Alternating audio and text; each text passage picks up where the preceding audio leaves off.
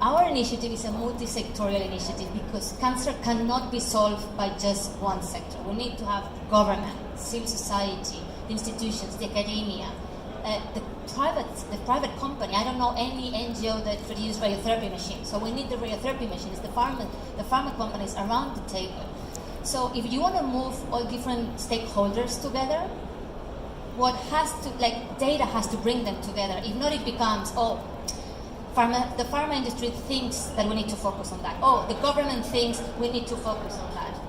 And then if we want to work in multi-sectorial and actually address the SDG 17 on partnership, the data is what's going to bring us all together. So when we go to a city, we say we need the data, we need to collect data, and we were saying it's important that it's the local stakeholders that collect the data. They have to be part of that. And actually, we don't pay any of those stakeholders 250 or 300 healthcare workers collecting data.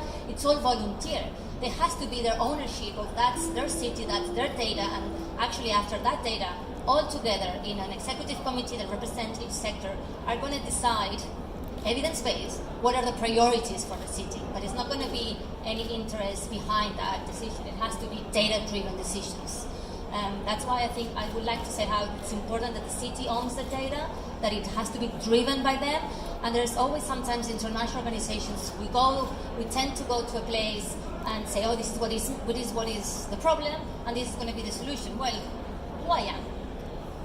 They have to tell, and they have to find out what are their own problems, and they have to come up with their own priorities. But still we go sometimes with our own ideas of what are their problems and our own ideas on priorities. And I think for us is we need to stop that and start taking decisions based on their own data and their own perception of their current situation.